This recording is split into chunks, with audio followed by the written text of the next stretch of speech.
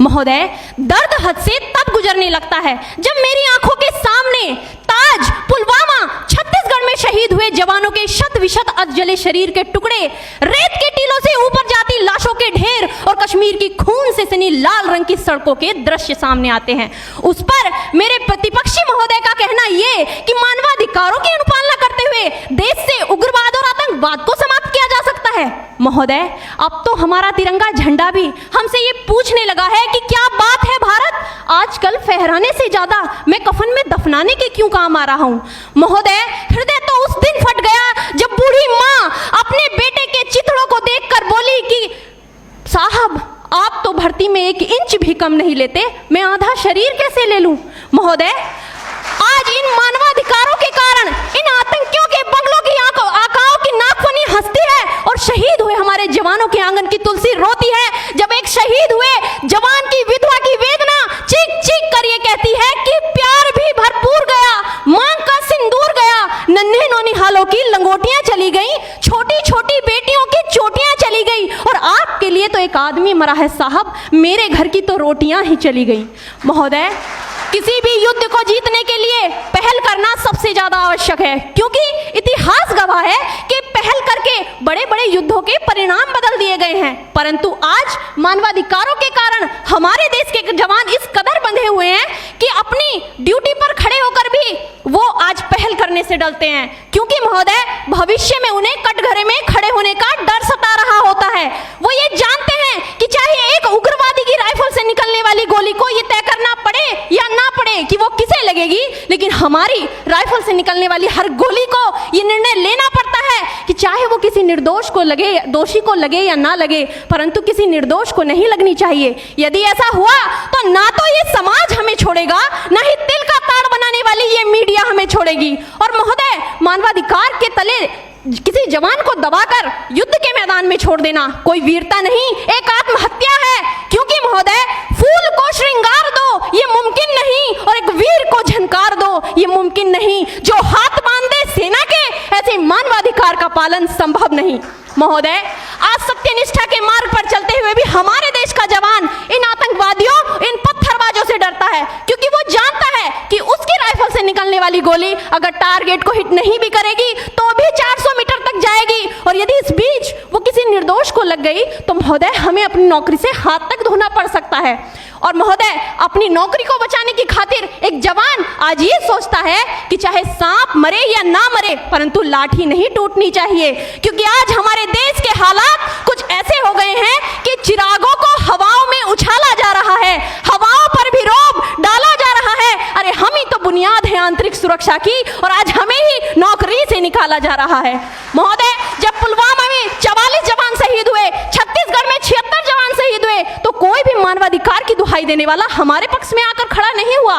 परंतु जब जेएनयू विश्वविद्यालय में एक देशद्रोही के द्वारा भारत तेरे टुकड़े होंगे, अफजल हम शर्मिंदा हैं जैसे देशद्रोही नारे लगते हैं, तो सारे मानवाधिकार के ज्ञाता आकर उसके पक्ष में खड़े हो जाते हैं। तभी तो क्या कहा था उस देशद्रोही ने कि तुम एक अफजल को मारोगे, हर घर से अफजल निकलेगा। तो मैं भारत की बेटी अपनी भारतीय सेना की तरफ से आज ये ऐलान करती हूँ कि उस घर में घुसकर मारेंगे जिस घर से अफजल निकलेगा, वो कोख नहीं पलने देंगे जिस कोख से अफजल निकलेगा।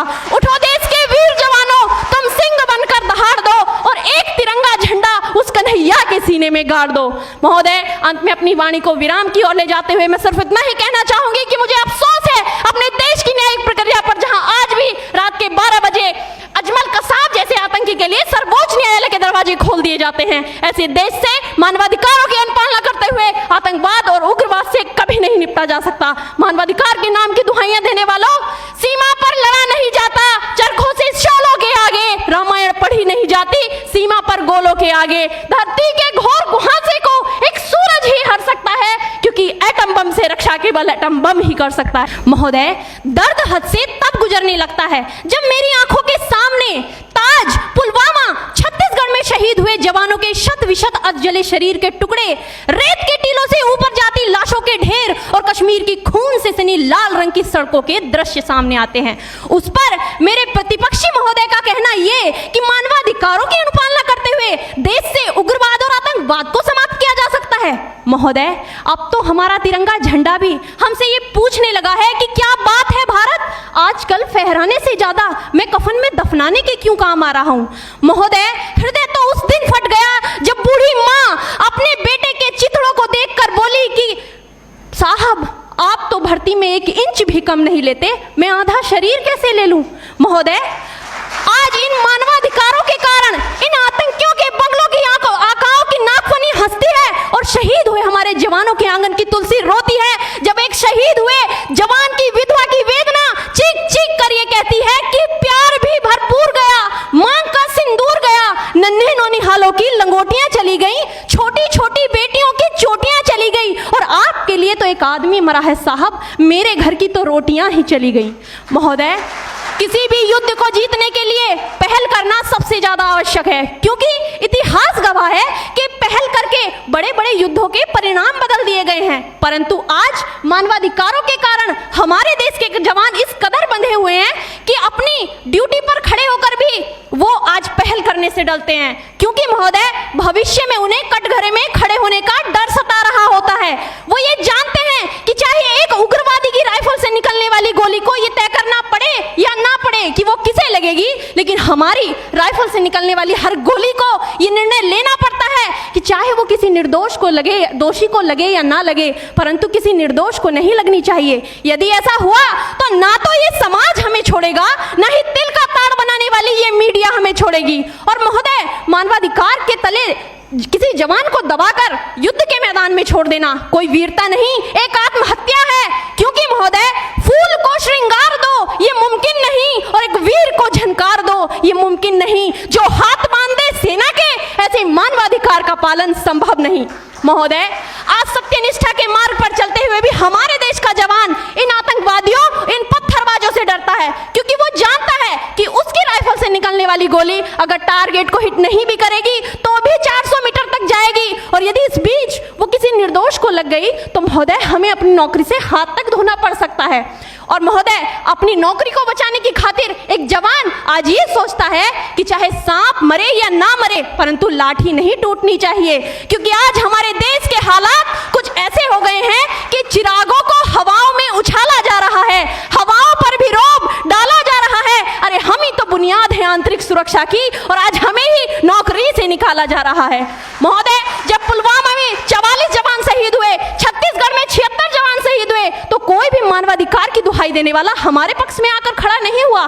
परंतु जब जेएनयू विश्वविद्यालय में एक देशद्रोही के द्वारा भारत तेरे टुकड़े होंगे, अफजल हम शर्मिंदा हैं जैसे देशद्रोही नारे लगते हैं, तो सारे मानवाधिकार के ज्ञाता आकर उसके पक्ष में खड़े हो जाते हैं। तभी तो क्या कहा था उस देशद्रोही ने कि तुम एक अफजल को मारोगे, हर घर से अफजल निकलेगा। तो मैं भारत की बेटी अपनी भारतीय सेना की तरफ से आज ये ऐलान करती हूँ कि उस घर में घुसकर मारेंगे जिस घर से अफजल निकलेगा, वो कोख नहीं पलने देंगे जिस कोख से अफजल निकलेगा। उठो देश के वीर जवानों, तुम सिंह बनकर दहाड़ दो और एक तिरंगा झंडा उस कन्हैया के सीने में गाड़ दो। महोदय, अंत में अपनी वाणी को विराम की ओर ले जाते हुए मैं सिर्फ इतना ही कहना चाहूंगी कि मुझे अफसोस है अपने देश की न्यायिक प्रक्रिया पर, जहां आज भी रात के 12 बजे अजमल कसाब जैसे आतंकी के लिए सर्वोच्च न्यायालय के दरवाजे खोल दिए जाते हैं। ऐसे देश से मानवाधिकारों की अनुपालना करते हुए आतंकवाद और उग्रवाद से कभी नहीं निपटा जा सकता। मानवाधिकार के नाम की दुहाइयां देने वालों, सीमा पर लड़ा नहीं जाता, चरखों से शोलों के आगे रामायण पढ़ी नहीं जाती, सीमा पर गोलों के आगे। धरती के घोर कुहासे को एक सूरज ही हर सकता है, क्योंकि एटम बम से रक्षा केवल एटम बम ही कर सकता है। जय हिंद, जय भारत।